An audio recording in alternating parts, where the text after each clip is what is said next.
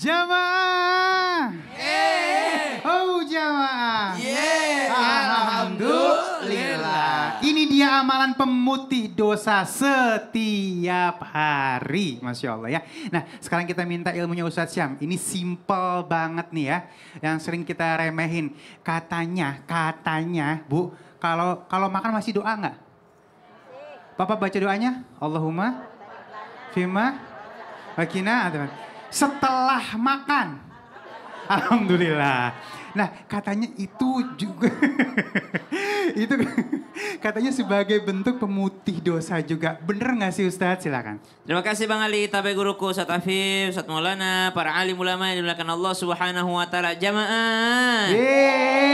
Indahnya Islam karena apa yang kita lakukan sehari-hari tidak keluar daripada fitrah kita. Manusia butuh makan, maka dari makan juga bisa dapat pahala, bahkan dari makan bisa dapat pengampunan dosa, subhanallah. Tapi ada sunnah Nabi, apa itu? Kami adalah golongan yang tidak makan sebelum lapar dan berhenti sebelum kenyang. Bahkan Sayyidina Abu Bakar As-Siddiq radhiyallahu anhu mengatakan, "Ma syami'tu, saya tidak pernah merasakan kenyang semenjak aku masuk Islam." Kenapa? Karena lapar itu pintu kebaikan. Coba lihat ibu-ibu yang cerewet, pasti kalau lagi puasa nggak banyak ngomong. Benar. Berarti nggak banyak gibah. Gampang masuk ilmu pengetahuan. Imam Syafi'i seumur hidupnya subhanallah 16 tahun puasa setiap hari. Kenapa? Karena ilmu gampang masuk bagi orang yang lapar. Kalau kenyang jadi ngantuk. Maka ada pahala tapi bagi orang yang makan. Bagaimana caranya? Setiap mau makan itu bacalah al-basmalah. Bismillah.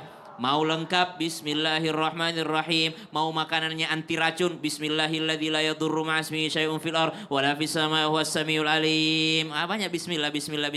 Yang jelas samillah, bacalah bismillah. Setelah makan bacalah alhamdulillah. Karena orang yang berdoa dan memuji Allah Subhanahu wa taala setelah makan bisa menjadi pemutihan dosanya. Apalagi dilengkapi doanya. Alhamdulillahilladzi at'amani hadza wa razaqanihi min ghairi haulin minni wala quwwah. Hafal?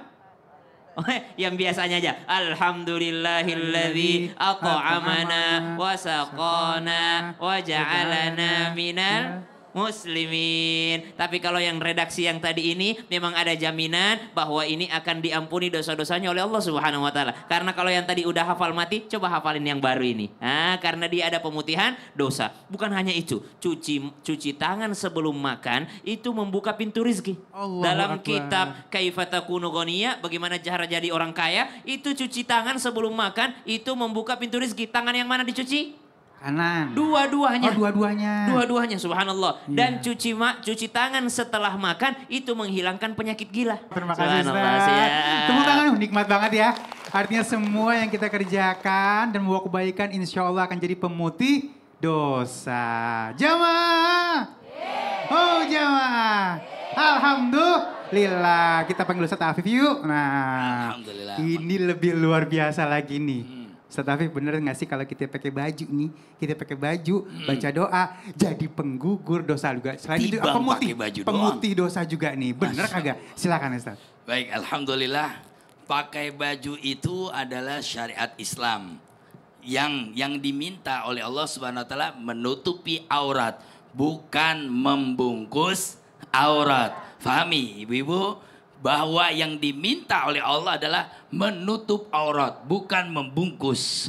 Kalau ketat itu membungkus seperti ini membungkus, tapi bentuknya masih kelihatan. Yang diminta adalah ditutupi agar bentuknya tidak kelihatan. Doanya, Bismillahirrahmanirrahim. Bismillahirrahmanirrahim.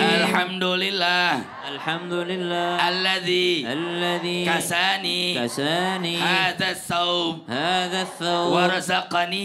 warzaqanihi min ghairi haulin minni wala quwwah. Salah satunya itu. Dan kalau di barangkali di TPA di anak-anak pernah ada doa yang sama Bismillah, Allahumma inni as'aluka min khairi wa khairi ma walau. Ya Allah, aku berlindung, aku memohon kepadamu dari kebaikan baju ini, baju yang menutup aurat. Sehingga ketika kita pakai baju semangat yang menutup aurat, semangatnya memperindah. Ingat, baju bukan hanya menutup aurat tapi memperindah. Makanya Allah Subhanahu wa taala meminta kepada kita umat Islam, begitu kita masuk ke masjid, maka pakai yang terbaik. Jangan pakaian yang compang-camping, robak-robek. Apalagi naudzubillah min dzalik, kadang-kadang ke mall, ke kondangan pakaian yang terbagus, begitu ke masjid kancingnya lain sebelah. Nah, begitu ke masjid pecinya melengsok begini nih. ya Allah. Jadi tidak indah Islam itu.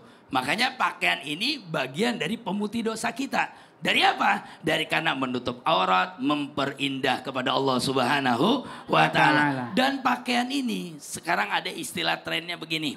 Ada orang-orang yang suka memudarkan ajaran Islam. Bahwa trennya begini, trennya begini. Kalau dibuka itu adalah tren. Kalau terbukanya aurat adalah tren. Jika terbukanya aurat adalah tren, maka na'udzubillah min dzalik, hewan itu lebih terbuka dari manusia, betul nggak? Tuh. Maka yang diminta oleh Allah Subhanahu wa taala, kita menutup aurat agar aurat kita terjaga. Dan ketika aurat kita terjaga, ini menjadi elegan, ini menjadi keren. Kenapa keren? Manusia ditutupi auratnya, nanti Allah akan menutupinya di yaumil qiyamah. Yang dibuka auratnya, Allah juga akan membuka azabnya di yaumil qiyamah. Wa na'udzubillah min dzalik. Kami sedikit mengabarkan sunnah berpakaian. Pakai mulai at-tayamun, pakai dari yang sebelah kanan, kemudian sebelah kiri. Tapi ibu-ibu nggak bisa, karena ibu-ibu nggak bisa kanan kiri, langsung Ya. gamisnya, betul nggak? Iya. Nah, kalau dari ada kantong kanan, kantong kiri, maka pakai yang kanan dan yang kiri. Rasulullah SAW ditambah dengan jubah, kemudian gamis menjuntai, wala khuyala, jangan sampai kita terlalu ke bawah, setidaknya batas mata kaki terakhir ke atas sedikit, gitu ya. Nah, ini adalah cara berpakaian Nabi Muhammad SAW. Jadi Bang Ali boleh aja pakai jubah, pakai imamah, demi untuk mengikuti sunnah Nabi Muhammad. Masya Allah. Baik, terima kasih Ustaz. Tolong tangan dulu yuk. Baik, alhamdulillah kita masuk ke dalam segmen Tanya Dong Ustaz. Kami semua tanya dong Ustaz. Siapa yang mau nanya? Yuk cepetan. Yang di pojokannya aja nih, pojokan nih. Iya ibu, hati-hati ibu. Ya Allah, berat banget kayak itu tangan. Maju jauh banget, mundur sini dikit. Iya, kiri, sono kiri.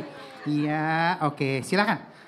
Assalamualaikum warahmatullahi wabarakatuh. Waalaikumsalam warahmatullahi wabarakatuh. Nama saya Ibu Fatka dari Masjid Taklim Al-Fatih, Keragilan, Serang, Banten. Serang, Banten, tepuk tangan. Indonesia merdeka ya. Baik, nah panggilnya siapa? Ibu Fatka. Ibu Fathah ya? Iya. Ya, mau nanya sama siapa? Ustadz Maulana. Ustadz Maulana. Silakan Ibu Fathah, Iya. dibawanya kasrah.